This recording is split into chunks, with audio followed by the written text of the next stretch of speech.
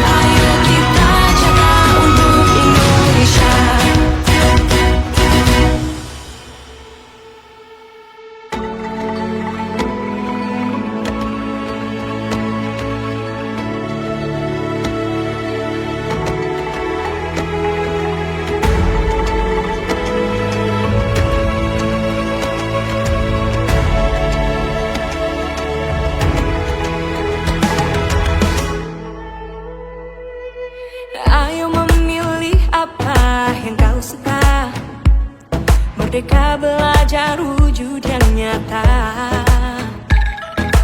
raih mimpimu juga cita-cita, generasi emas Indonesia. Profil pelajar Pancasila tanamkan di dalam dada. Profil pelajar Pancasila, cerdas berkarakter itu kita.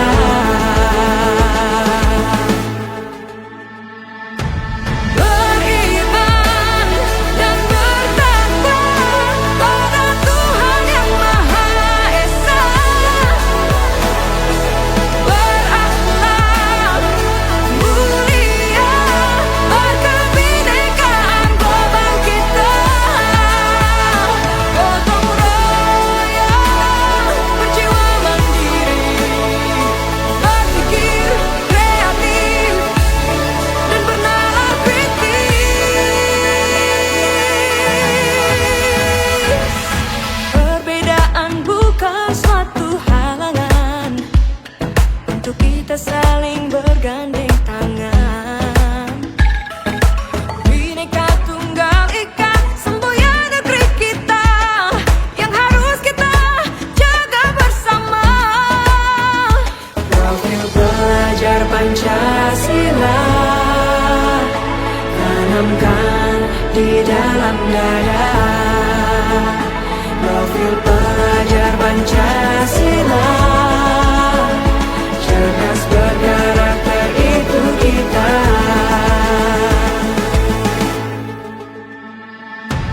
Beriman dan bertakwa pada Tuhan yang Maha Esa, berakhlak mulia, berkebinekaan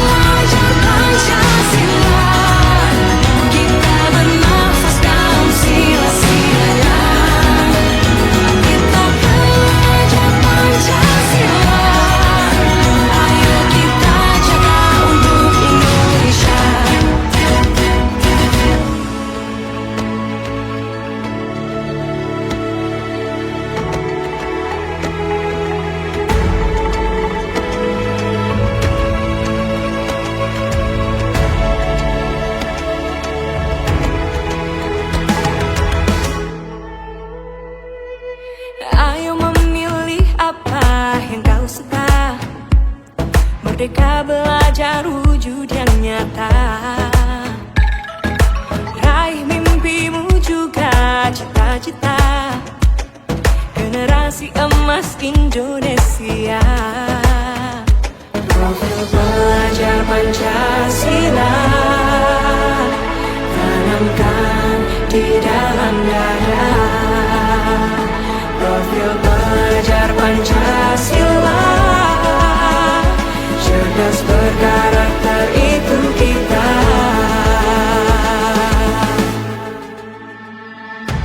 Beriman dan bertakwa pada Tuhan Yang Maha Esa, berakhlak mulia, berkebinekaan global kita. Gotong royong, berjiwa mandiri, berpikir kreatif dan bernalar kritis. Perbedaan bukan suatu halangan untuk kita saling bergandeng tangan. Bhinneka Tunggal Ika, semboyan negeri kita, yang harus kita jaga bersama. Profil pelajar Pancasila tanamkan di dalam dada. Profil pelajar Pancasila, cerdas berkarakter itu kita.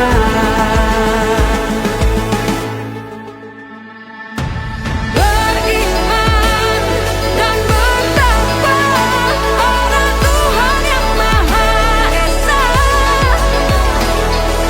berakhlak mulia, berkebinekaan global kita. Gotong royong, berjiwa mandiri, berpikir kreatif dan bernalar kritis.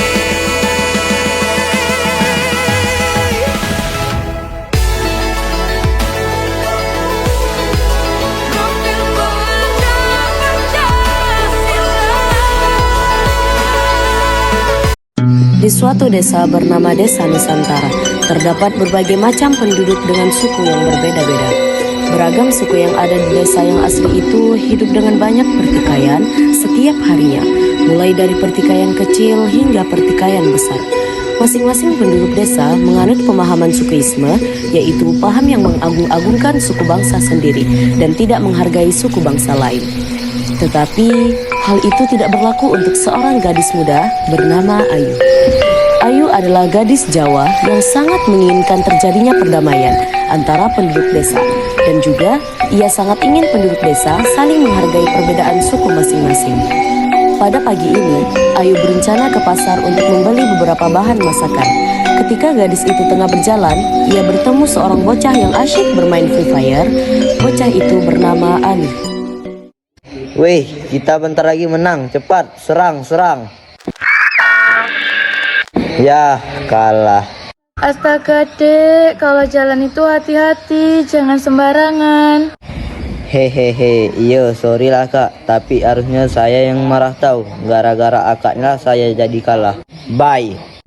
Alif, si bocah FF yang minim akhlak, meninggalkan Ayu dengan attitude-nya yang 11-12 mirip dengan Raja Iblis.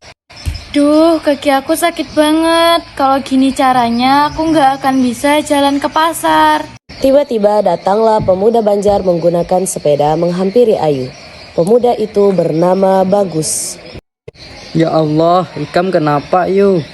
Tadi anak kecil nabrak aku, jadinya kaki aku kesleo. Aku bingung gimana caranya aku bisa ke pasar. Kalau jalan aja aku susah.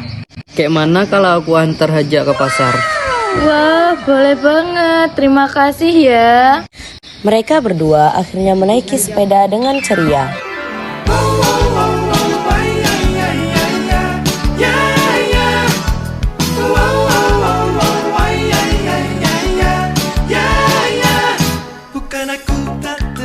Makasih ya, kamu tuh orang pertama yang boncengin aku pakai sepeda.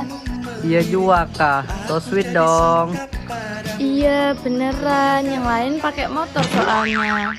Untuk menyingkatkan cerita, akhirnya mereka saling jatuh cinta. Sedikit lagi mereka sampai di pasar, tiba-tiba seorang pemuda Batak berwajah sangar menghentikan mereka.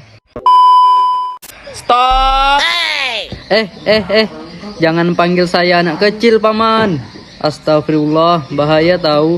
Kamu ini Martin, gabut kah? Oh, sukses. Amin. Berani kau nikung aku? Tapi kan kita tidak mempunyai hubungan. Ayo, kita kan akan menikah di masa depan. Halo, awok. Sibuk kau? Begini yuk, abang punya 2 tiket nonton film ini, jadi... Wah, asyik dong. Kamu bisa nonton 2 kali. Mak Gleb, yuk bapakmu tukang sate ya? Bukan. Karena kau telah menusuk-nusuk hatiku. Aku kan udah bilang bukan. Menyerah aja, Tin. Ayu tuh kada hendak awan orang-orang kasar kayak ikam. Banyak omong kau, mentang-mentang aku nih Batak, kau kira aku kasar? Aku ini kelihatannya aja kasar, tapi hatiku lembut, iya kan Ayu? Lucu banget leh, hahaha. Menurutku kepalamu isinya kosong. Daripada kau badan kecil, kena angin dikit hilang. Dasar suku cemen. Ikam ganal kah? Maksud ikam apa leh tiba-tiba bawa suku? Datanglah Ibu Ayu yang mencari Ayu dari tadi. Nak, di sini ternyata kamu. Ibu tungguin dari tadi. Ternyata kamu bersama kedua beban orang tua ini. Ayo kita ke pasar, Nak. Bapakmu udah ngomel kelaparan. Akhirnya Ayu pun pergi bersama ibunya. Terlihat Ayu sangat berat untuk berpisah dengan Bagus. Bukan mudah bagiku untuk melalui semua ini. Bagilah kenangan kita mengusik jiwa dan hati. Kala malam tidur. Pada saat di pasar, terdapat banyak sekali kejadian yang menarik. Ibu-ibu yang menawar harga, bak menagih hutang, menjadi tantangan sehari-hari bagi penjual Minang yang sabar.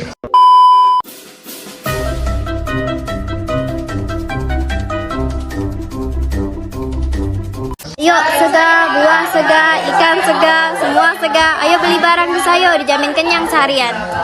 Sayurnya sekilo berapa harganya, Kak? Sayur ini sekilo 50.000, Bu. Di toko sebelah 25 aja. Sengaja saya murahkan sama ibu. Ibu kan langganan sayur. Umay, muha gila, mahal banget leh harganya. Murah dari mana? Di toko sebelah 25 cuman. Nang apa nu ikam 50? 2 kali lipat harganya. Hendak membunguli orang ke kanak seikung nih. Namanya juga nyari untung, Bu. Uang memang indah menjamin kebahagiaan, tapi kalau indah punya uang, tidak terjamin lagi. Dasar mendaran, orang Minang pemalar banget leh. Apa nih, sibuk aja Banjar nih. Kalau tidak mampu, tidak usah belanja, Bu. Bikin sakit telinga aja. Maksud ikam apa, Bapak dah kayak itu? Bu Madu, cari apa, Bu? Masalah, Bu, ya cari ikan lah, kayak tidak kenal saya aja. Wah, kebetulan harganya lagi diskon nih, 100.000 aja buat ibu. Gak bisa 50 aja kah buat saya, Bu? Bah, biar menawar, ceriwet banget orang Melayu nih leh. Datanglah Bosana dengan sengaja membunyikan perhiasannya di seluruh tubuhnya.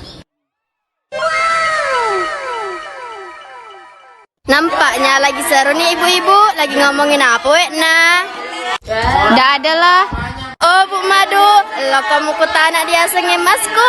Awe biasa na Bu, lakai ku napali supole di luar negeri kerjaannya meli emas mulu. Sedangkan iya ndak pernah minta, mencaji kayak tahu pamer Sedangkan iya dia gagah bermaksud. Biasalah orang kaya memang mata nasna karena mampu kawe nah. Lah siapa nanya jambu?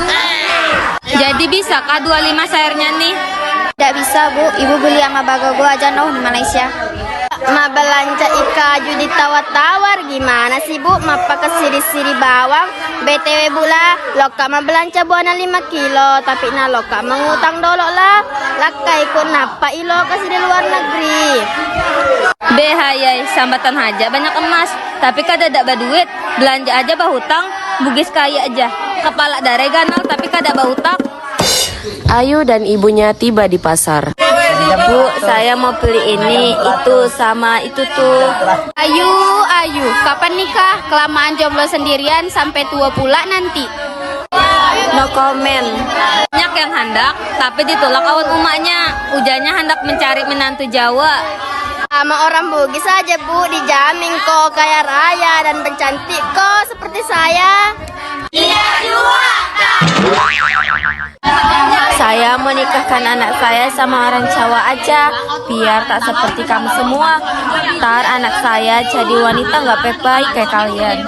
Wah, jaga muntung ikam tuh Bu ay. Ayu yang melihat pertikaian ibunya dengan ibu-ibu lain merasa bingung. Saat itulah tiba-tiba Bagus datang menariknya pergi dari pasar. Ayu, kita harus cari solusi untuk hubungan kita. Kalau masalah itu kita harus minta bantuan pada Pak Kades. Sementara keadaan di rumah Pak Kades sangatlah kacau balau. Pak Kades yang sedang dimarahi istrinya tak berkutik sama sekali. Hal ini disebabkan karena beberapa saat yang lalu. Bapak, tolong sedak kecoa. Cepat minum ini biar kecoaknya mati. Ali segera meminum air tersebut. Emangnya ini apa Pak? Racun kerengge. Meskipun air tersebut sebenarnya bukanlah racun, tetapi Pak Kades tetap kena semprot istrinya karena anaknya yang terlihat trauma berat. Udahlah Ali, gitu je kok takut. PR kamu mana? Ayo sini bapak kerjakan. Ali segera mengambil PR-nya. Ini Pak. Baca jelas soal tuh nanti bapak jawab. Jadi korang tinggal salin je.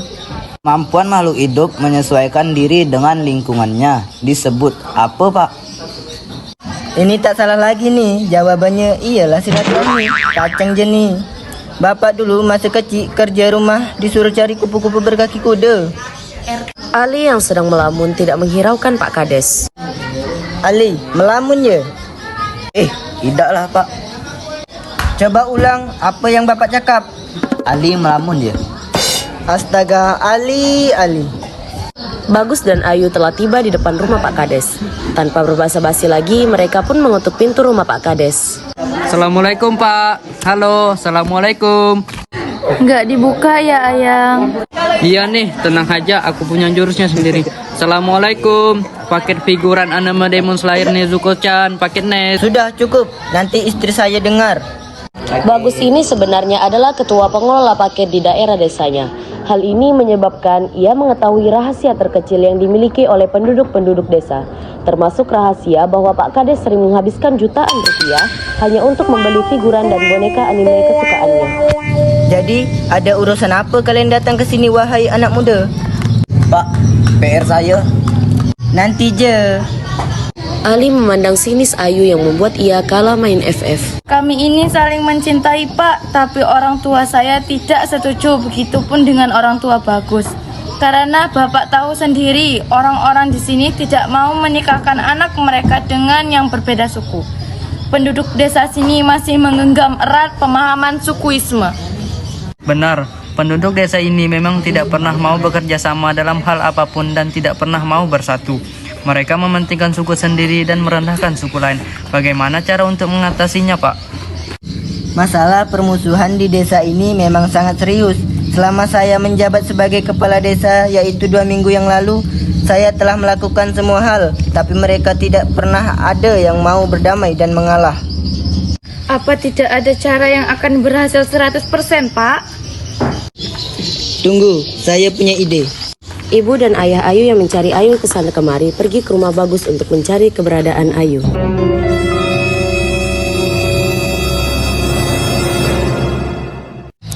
Bagus, keluar kamu. Sabar ya. Keluarlah orang tua Bagus. Kenapa kalian orang-orang sombong kesini? Katanya suku terlemah lembut, tapi malah kuriak-kuriak di rumah orang. Saya tak peduli, katakan di mana anak kamu. Dia sudah membawa pergi anak saya. Jangan nuduh-nuduh Ikam. Anak kami kadada di sini, Inyak belum bulik. Datanglah Martin yang kebetulan ada di dekat rumah Bagus mengompori orang tua Ayu. Emang Bagus tuh bukan laki-laki yang baik Bapak. Hajar aja. Mereka pun berkelahi dengan slow motion. Tak jarang malah Martin yang terpukul. Semua tetangga mereka pun ikut berkelahi meski tak tahu yang mana musuhnya.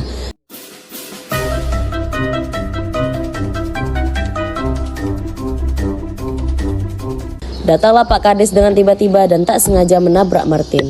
Duh, Pak, sakit nih.